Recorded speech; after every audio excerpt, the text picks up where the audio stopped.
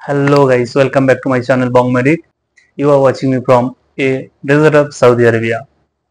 So আজকের ভিডিওটা হচ্ছে মেইনলি যে টপিকগুলো নিয়ে কথা বলবো সেটা হচ্ছে স্যালারি পার্সপেক্টিভ, সেকেন্ড হচ্ছে দ্য ডিউটি টাইমিংস, থার্ড হচ্ছে the lifestyle as a nurse in Southee Arabia.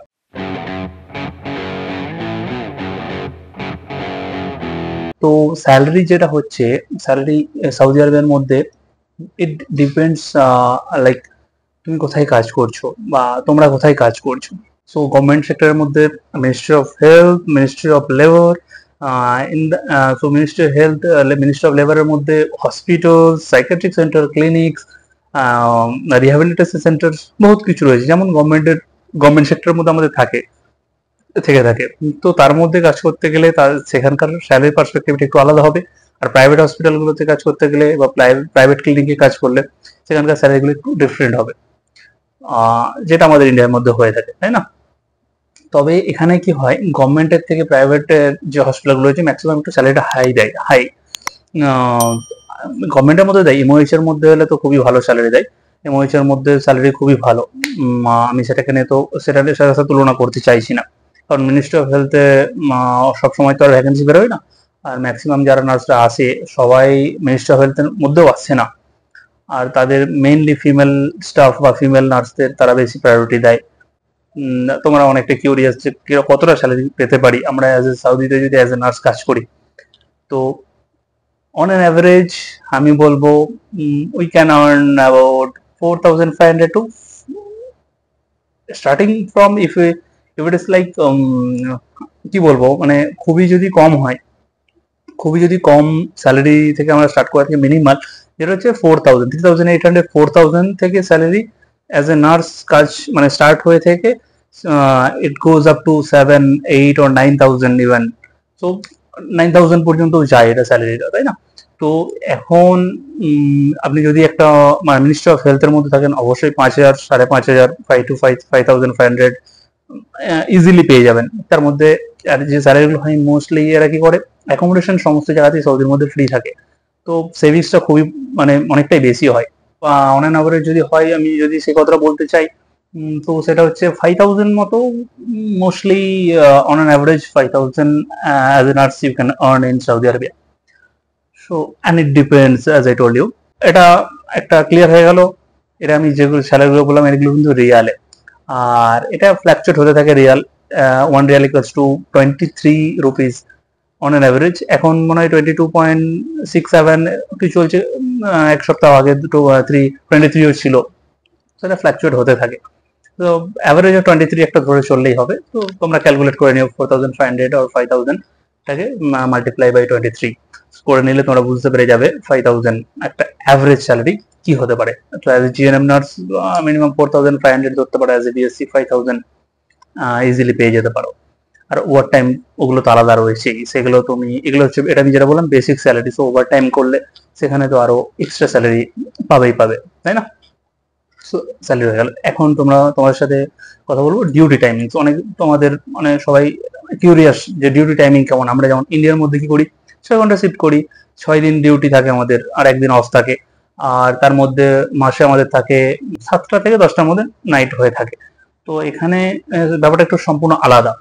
এখানকার যে টাইমিংটা হচ্ছে সেটা হচ্ছে 8 hour shift, mostly 12 hour shift হয়ে থাকে যেগুলো যে সমস্ত, বাট কিন্তু অফিসিয়ালি গভর্নমেন্টের রুলস অনুযায়ী এখানে হচ্ছে weekly 48 hours, which is like 8 hours 6 days, 8 hours 6 days working days, 8 hours per day, 6 days working day. So it is 48 hours per week.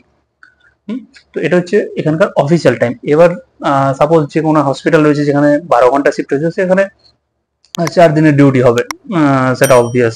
আর যদি সেখানে 5 দিন বা 6 দিন করে, সেখানে ওভার টাইম তোমাদের অবশ্যই পেমেন্ট করবে, অ্যাজ এখানকার গভর্নমেন্টের যে নর্মস রয়েছে সেই অনুযায়ী তোমাদেরকে এক্সট্রা পেমেন্ট অবশ্যই করবে।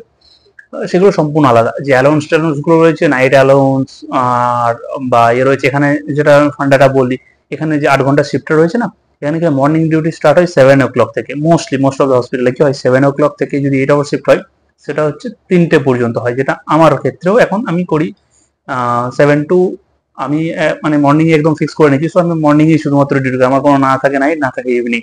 সো ইট ইজ কেমন না, লাইক সকালে 7টা থেকে দুপুর 3টে অবধি মর্নিং শিফট হয়ে গেল। সো দুপুর 3টে থেকে রাত 11টা অবধি হয়ে গেল ইভিনিং শিফট।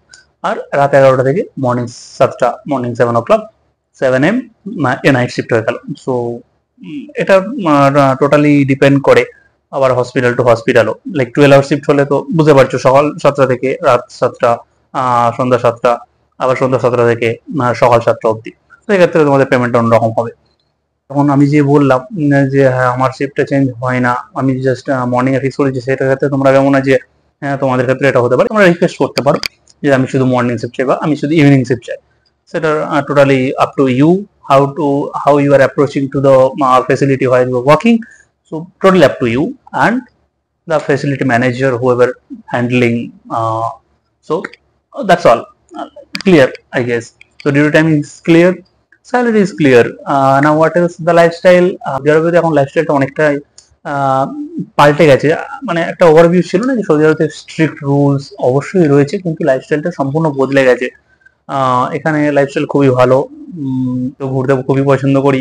আমি যেখানে যাই, আমি ইন্ডিয়াতে থাকলেও, আমি যখন কর্ণাটকার মধ্যে ছিলাম, আমি তো ওল কর্ণাটকা মোস্ট জায়গায় কভার করতাম, বাইক রাইড করতাম। সেরকম আমি একটু ভ্রমণ প্রেমী। তো আমি এখানে আসার পরেও আমি যতটা পারি আমি চেষ্টা করি ঘোরার, সেটা আমার ভালো লাগে অ্যাকচুয়ালি। তো লাইফস্টাইল ভালো, স্যালারি ভালো, এক্সপেন্স তো খুবই কম। আর তোমরা একটা, তোমাদের সবার একটা ইয়ে থাকবে যে আমরা সেভিংস কত করতে পারবো, তাই না? টোটাল সেভিংস কতগুলো করতে পারবো অ্যাট লাস্টে আমি ভিডিওর মধ্যে বলতে চাই। সেভিংস দেখো, এটা হচ্ছে মানে ইন্ডিভিজুয়াল টু ইন্ডিভিজুয়াল এটা ভ্যারি করে, তাই না? জিমে যদি অ্যাডমিশন নিতে যাও, এখানে হচ্ছে মিনিমাম তো 22,000, লাইক 250 to 300 রিয়াল। যদি আমাকে জিজ্ঞাসা করেছে, হ্যাঁ দাদা একটা একটা অ্যাটলিস্ট আইডিয়া দাও যে কত টাকা খরচা হতে পারে। এখানে গ্যাসের খরচ খুবই কম, গ্যাস পেট্রোল, কারণ তোমরা খুব ভালো করে জানো এখানে গ্যাস হচ্ছে এখানে কত জানো, 25 to 27 রিয়াল ভ্যারি করে। 14 কেজি গ্যাস, এখানে হচ্ছে 16 KG gas.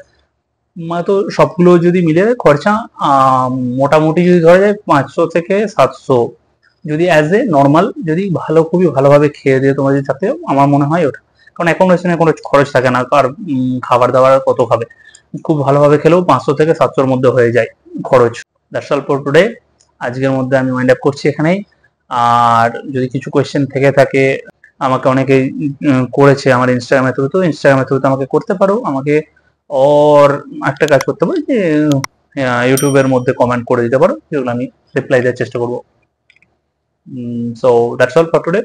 Thank you for watching my video.